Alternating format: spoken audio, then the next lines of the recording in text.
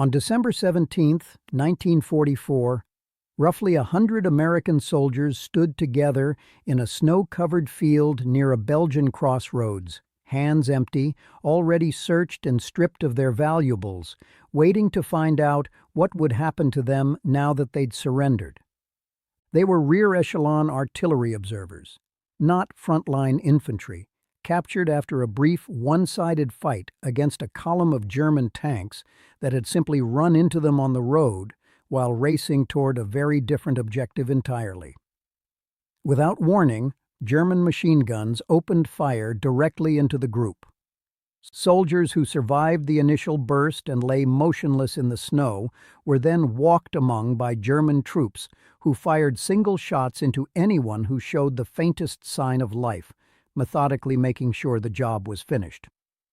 This is the story of the Malmedy Massacre, the killing that, more than almost any other single atrocity of the war in Europe, hardened American resolve for the brutal weeks of fighting that followed, and whose legal reckoning afterward never fully delivered the accountability its own verdict once promised. The massacre happened on the second day of the Battle of the Bulge, Germany's last major offensive in the West, launched on December 16, 1944, with the goal of splitting American and British forces and driving all the way to the port of Antwerp before either army could recover from the shock of the attack. Leading the spearhead of that offensive on its northern flank was a heavily armed formation known as Kampfgruppe Peiper, part of the 1st SS Panzer Division, Leibstandarte SS Adolf Hitler, commanded by a 29-year-old SS officer named Joachim Peiper, a man widely described by those who served under him as charismatic and driven, who had previously served as an adjutant to Heinrich Himmler and had personally witnessed the machinery of the Holocaust in action on the Eastern Front before returning to a frontline armored command. Peiper's orders demanded speed above almost everything else, reach the Meuse River bridges before American reinforcements could organize a serious defense, whatever it took to keep his column moving forward through terrain and weather that were already working against him at every turn. By the morning of December 17th, delays from blown bridges and impassable roads had already put him roughly 16 hours behind his own schedule, and that mounting pressure to make up lost time shaped almost everything that happened for the rest of that grim day. Kampfgruppe. Peiper's advance that morning had already grown genuinely violent, well before it reached the crossroads that would give this atrocity its lasting name.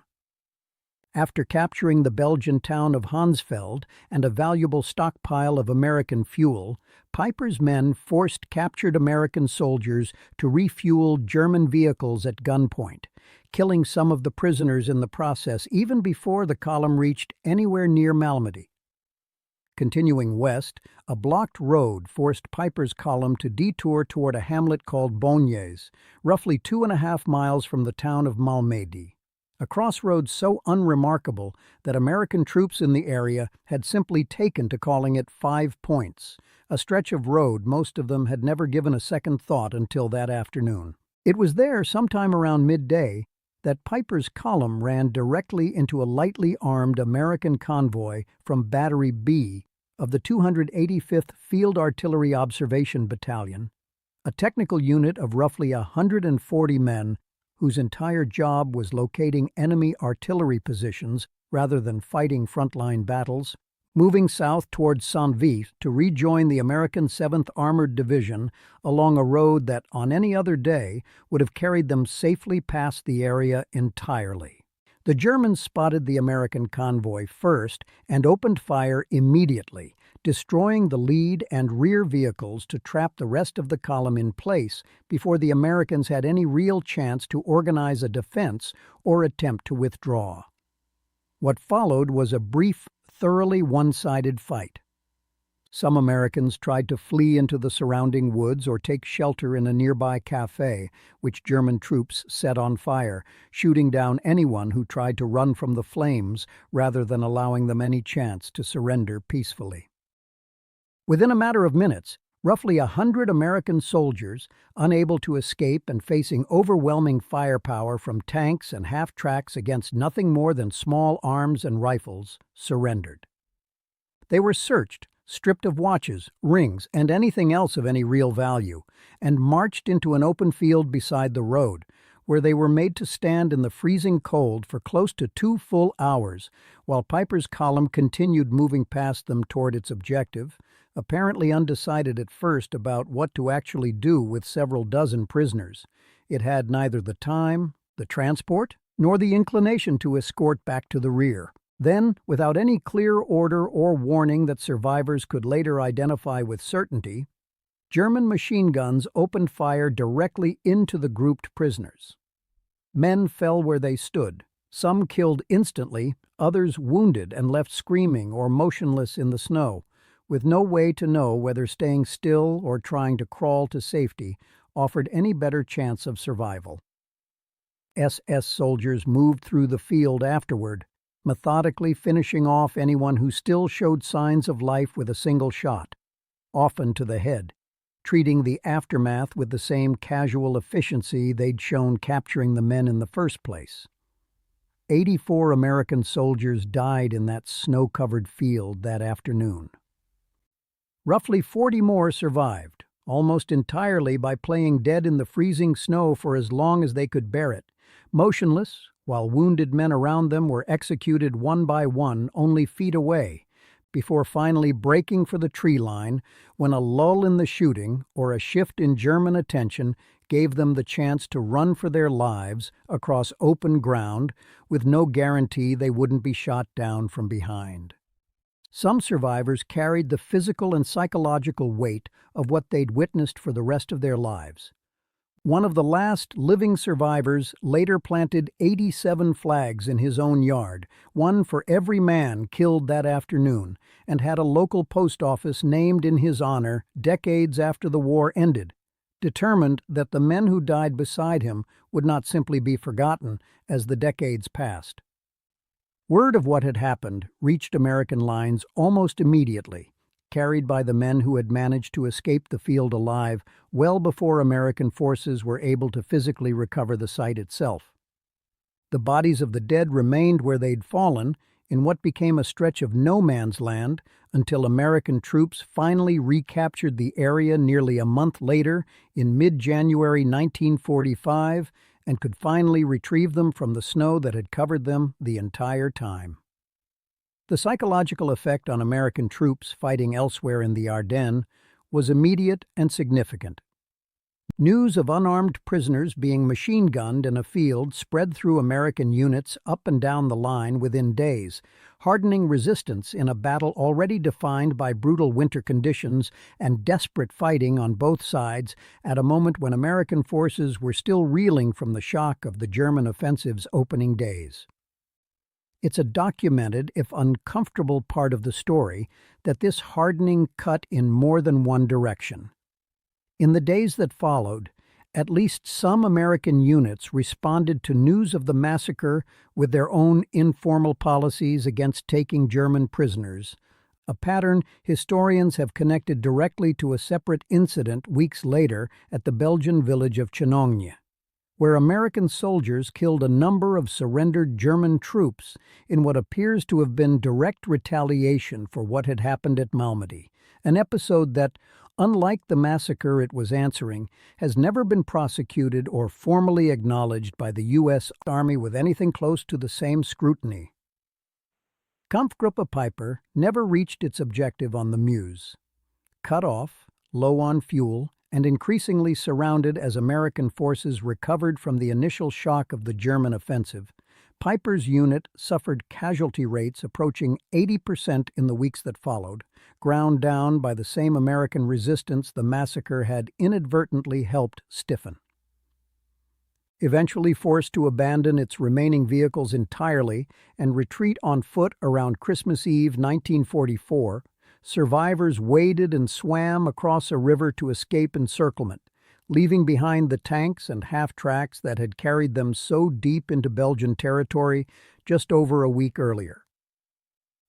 Of roughly 5,000 men who had set out with Kampfgruppe Peiper at the start of the offensive, only about 800 made it through the entire Battle of the Bulge alive, a unit that had spearheaded one of Germany's most ambitious offensives of the war, effectively ceasing to exist as a fighting force within 2 weeks of the massacre its name would come to be permanently associated with. Peiper himself survived the war, and in May 1946 stood trial alongside 73 other members of his former command before an American military tribunal held at the site of the former Dachau concentration camp. The killings at Bulge, treated as the centerpiece of a broader case covering a whole series of atrocities committed by Kampfgruppe Peiper against American prisoners and Belgian civilians during the offensive, incidents that stretched well beyond the single field near Malmedy.